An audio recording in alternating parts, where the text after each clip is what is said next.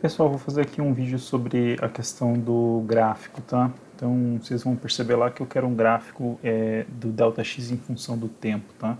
Eu acabei esquecendo que esse tipo de inversão, né, acaba sendo bastante comum nas questões de laboratório, mas geralmente a gente não utiliza o Excel para fazer gráficos, né? Ele acaba sendo aqui um quebra-galho para a gente, e para ele poder fazer esse gráfico com dois conjuntos de dados com o tempo no eixo horizontal, vai ser mais complicado, tá? Então a gente vai ter que fazer o seguinte. Bem, em primeiro lugar eu vou calcular aqui os tempos médios, tá? Aqui pro conjunto número 1, tá?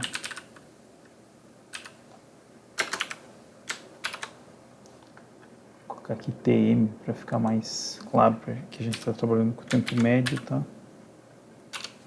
E aqui eu vou colocar o tempo médio para o conjunto 2 aqui embaixo, tá? Uma coisa que a gente tem que notar aqui é que os dados dessa segunda planilha que eu lancei aqui, eles estão aqui em milissegundos, tá? Então, para a gente calcular aqui a média, no primeiro caso, bem, veja que a gente vai fazer um gráfico com todos os dois conjuntos de dados, né? Então a gente precisa usar as mesmas unidades.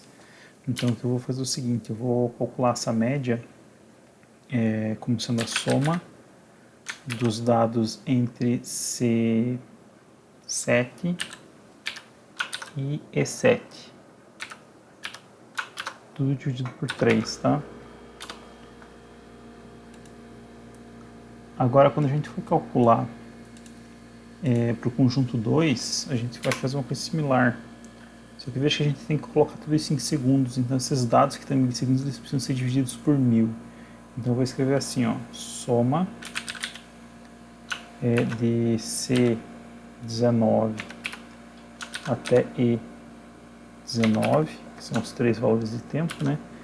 Tudo dividido por 3, que seria o valor médio, mas só que eu tenho que dividir de novo por 1000, né? Então eu vou dividir por 3000. Então agora meus dados eles estão todos com o tempo em segundos. Aqui também cuidado que ocorreu algum erro aqui na hora de fazer as conversões por causa de ponto e vírgula aqui, que quando eu peguei e escrevi os dados eu usei o meu software estava em inglês e aí agora ele ficou, como o software aqui está em português, ele deu problema, tá? Então só tome cuidado que ele está interpretando isso como se esses valores aqui fossem texto, tá? Então pode dar problema aí na hora de fazer o gráfico. Então eu vou copiar esses valores que são idênticos aqui, eu vou colar só para eliminar esse problema aqui.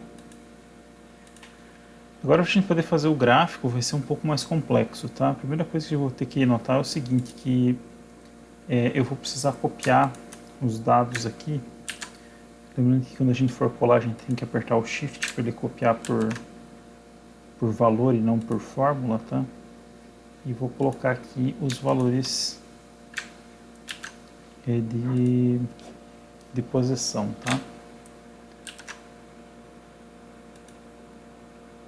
E aqui eu vou copiar também os valores de tempo.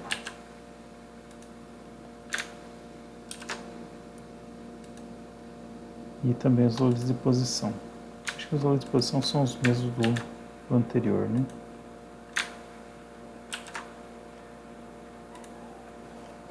Agora para fazer o gráfico eu vou ter que fazer um negócio que é um pouco mais complicado, tá? Então aqui, ó, eu vou selecionar todo mundo. Antes de fazer isso eu vou colocar aqui como sendo conjunto 1 e aqui conjunto 2, tá?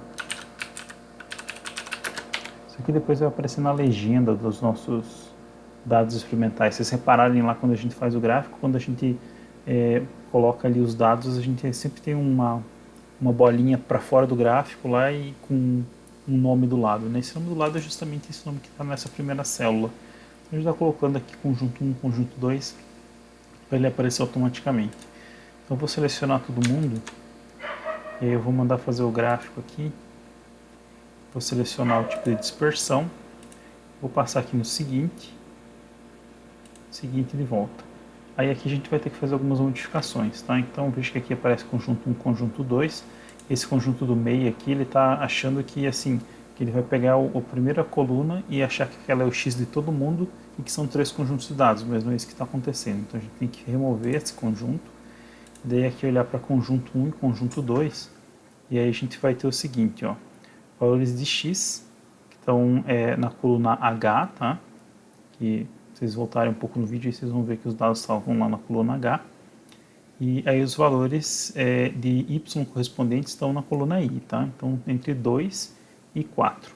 Agora do conjunto 2, então o conjunto 1 estava tudo certo, tá? Aí o conjunto 2 ele está considerando ó, que os dados do eixo x são o H e do eixo y são da coluna K, tá? Então esse do eixo x aqui está errado. Então vejam que a gente tem um tempo na H, a posição na I, o tempo na J e a outra posição na K. Então a K está certa, mas essa valores de x aqui não é na coluna H. Ele na verdade na coluna J. Então vou mudar aqui para J e aqui para J também. E quando eu fizer isso, até o dado já ficou correto aqui o meu gráfico, tá? Então se eu passar aqui no seguinte, vou desmarcar essa grelha aqui no eixo Y e eu vou ficar com o gráfico correto, tá? Falta aqui a gente pegar e colocar, claro, os nomes dos eixos x e y. Então veja que o eixo x aqui ele é um eixo de tempo e no eixo vertical y aqui a gente tem valores de posição. E a gente também tem que ajustar esse corte aqui, né? Então se a gente pegar aqui e for deixa eu ver, formatar eixo, eu posso fazer esse corte em 30, tá? Então o mínimo aqui vai ser 30.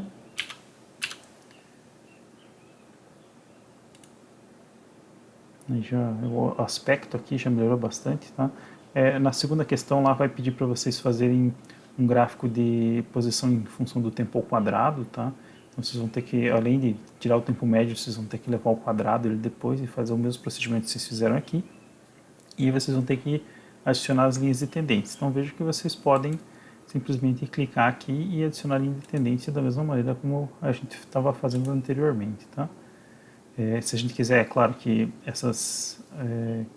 as equações apareçam, a gente tem que marcar a opção lá depois para poder aparecer, né? Que são essas aqui embaixo, mostrar a equação, mostrar o coeficiente de determinação R ao quadrado. Então não vou colocar aqui só para não poluir muito, daí vai faltar só a questão aqui dos meus eixos, tá? Que vocês devem lembrar lá que a gente pode colocar aqui, ó, inserir o título no eixo e depois formatar isso, né? Então aqui nesse eixo vertical a gente tem posição em centímetros e no eixo de baixo aqui eu vou colocar o meu título. Aqui apareceu um negócio diferente já. Aqui vai ser tempo em segundos. Certo, pessoal? Então o gráfico vai ficar com esse aspecto aqui, né? Eu até achava que não daria para fazer esse tipo de gráfico no Excel, mas na verdade dá, tá? Então a gente pode fazer isso, é só que ele vai acabar dando mais trabalho, como eu mostrei aqui, a gente tem que fazer aquela correção na hora da gente selecionar séries de dados ali. A partir do momento que está pronto o gráfico, é só copiar e colar lá, tá? Só se preocupe um pouco aqui na hora de vocês pegarem e colocarem duas regressões lineares, vocês vão ter duas funções que ele vai chamar de f e não vai dar para saber que vai ser o que, tá? Então no texto lá vocês vão ter que deixar claro quais são os dados para a regressão de um dos conjuntos de pontos e do outro conjunto de pontos, tá? Uma maneira também que a gente costuma fazer é colocar assim, ó, a equação dessa que ficou em azul aqui, a gente põe aqui do lado da reta azul, né? E a equação para amarelo a gente põe do lado da que ficou em amarelo aqui, mas dependendo do gráfico isso às vezes não fica muito claro também, tá? Então, é isso. Qualquer coisa aí, vocês podem me escrever. Eu vou...